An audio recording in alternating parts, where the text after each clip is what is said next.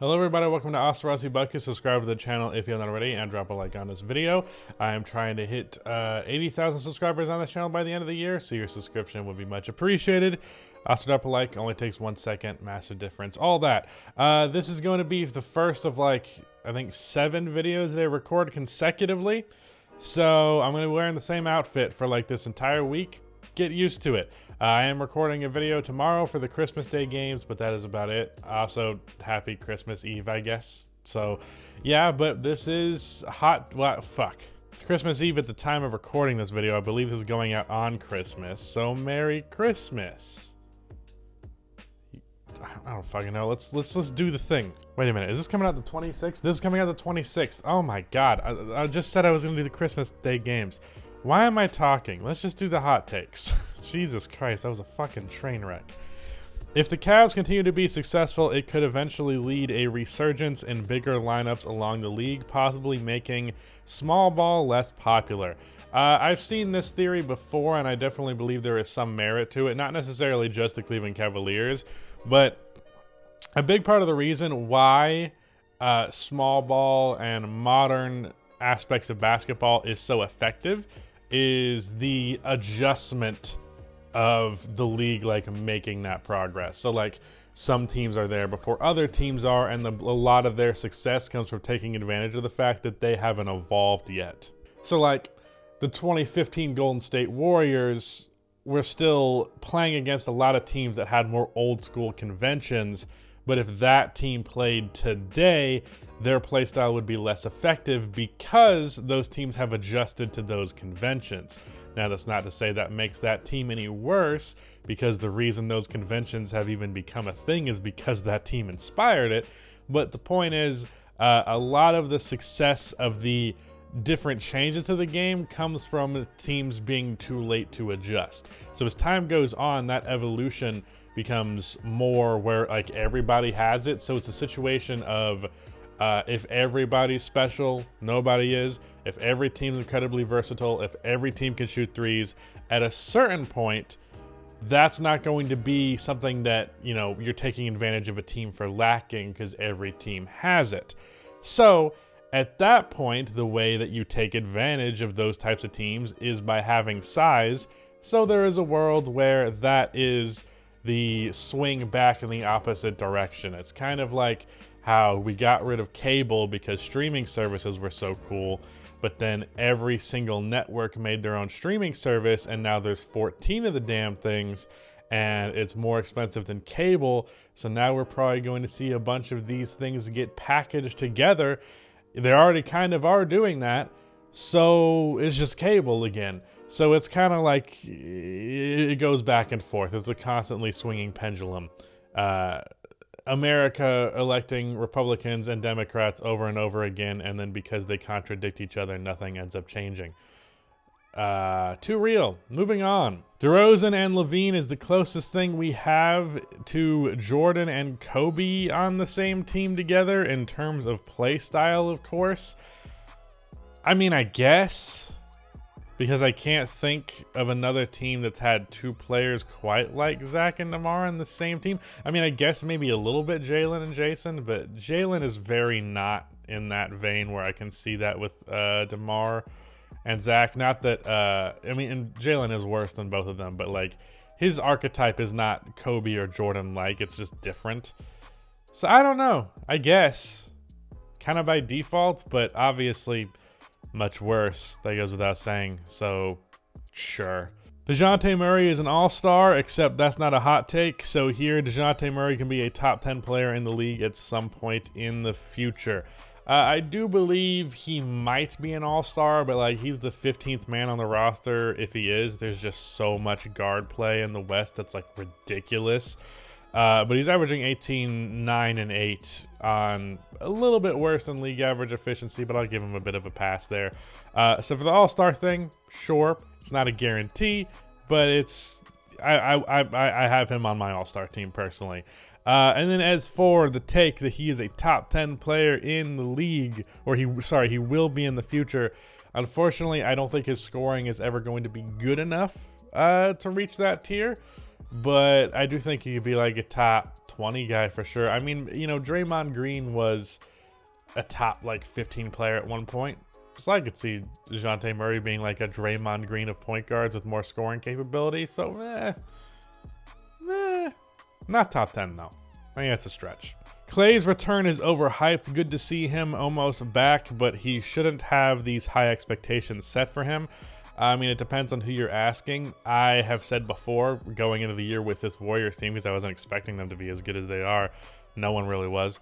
I said Klay Thompson is not like the solution. Like he's not that he's not going to help. Klay Thompson is not going to be the reason why the Warriors go from a not playoff team last year to a contender this year. However, the Warriors are so good this year without Klay Thompson to the point where they're already contenders without him, that with him, that actually makes it not overhyped to me, because that just makes them that much scarier. Also, I'm not going to say that someone who hasn't played basketball since 2019 coming back is overhyped. It's fucking cool that Klay Thompson is back, and I'm very excited to see that early January. Dirk is a top 5 overrated player of all time and nowhere near Kevin Garnett. Dude was mellow but more efficient. That's literally it, and his final stats in 2011 are especially overrated, and the closeout games too look iffy. He is nowhere near Duncan, KG, Chuck, or Carl. Okay. I was with you on him being worse than KG. And I was also going to say that an efficient Carmelo Anthony, first of all, Carmelo was like not that inefficient, but an efficient Carmelo Anthony is like a really fucking good player. I would say peak for peak, I might give Charles Barkley a mild edge. Nah, I'd say they're probably in the same tier. Charles at his peak and Dirk at his peak are probably right next to each other. Karl Malone is worse, and I'm not just saying that because we know. Karl Malone is worse. I think Charles Barkley was better than Pete Karl Malone. Kevin Garnett, I do agree, is better because the defensive difference is just so astronomical that it makes up for the fact that I'd say Dirk is a little bit better of a scorer. But yeah, his stats in 2011, I mean, they're not really overrated. I think you can make the argument people think they're better, like assume they're better than they actually are, but it's not like people think his numbers are great and then they're not actually great. And yeah, he had some rough closeout games, but I feel like people read into that shit too much. Sometimes a player, especially if you actually fucking watch the game. Like I watched the game 6 for the Mavericks. It was just very good defense for the most of it. Sure, he missed some shots, but not every time a player shoots poorly, it was necessarily a terrible game. I don't remember which game it was. I think it was a Celtics finals game. There was a closeout game where Kobe had like 18 rebounds, but he shot poorly. But like, if you watch that game, Kobe had a good game relative to the type of shooting performance he had. But the box score would tell you fucking awful performance. So I don't know about that. This hot takes video is really long. I'm only at take number 5. Holy shit. Miami is the most dangerous team in the league, have been without Bam for 20 games and without Jimmy for 12, and are still top 5 in the East. I don't know about that making them the most dangerous team in the league, but it does speak to how fucking good Kyle Lowry is. And that's one of the, ironically, one of the main reasons why the Lakers got Russell Westbrook was so that he could keep them afloat in the games without LeBron and or AD. But Kyle Lowry, who they chose not to trade for last season, has had that exact effect on the Miami Heat. So it's interesting how that works. The Lakers with LeBron are not winning another championship. Who's to say? I would lean towards no. That's why he has to go back to the Cavs for a third time. Tyrese Haliburton is the 4th best player on the 9th seed at best. On a contender, he will be the 5th starter for his career. Now, first of all, who the hell is a Tyrese Haliburton hater? That's a very weird position to take. Who does that? Second of all, this was tweeted on December 20th. Since then, Tyrese Haliburton is on a 4-game stretch of 4 consecutive 20-10 games, 20-10 or more, on good efficiency, a decently high turnover rate, but, you know, so it didn't age well. Tyrese Haliburton could definitely be the third best player on a really, really good team, the second best player on a pretty good team, and maybe even the first player on a kind of playoff tier team. So yeah, I don't know why you're going so hard on Tyrese Haliburton. It's a very weird player to hate on. Not saying you hate him. That I hate when people do that, so I won't be hypocritical there, but it's a weird player to be like saying he's not actually that good, because who doesn't like Tyrese Haliburton? Come on. Spider-Man No Way Home is not only the best MCU movie, the best Spider-Man movie, but also has a real case for being the best movie of all time.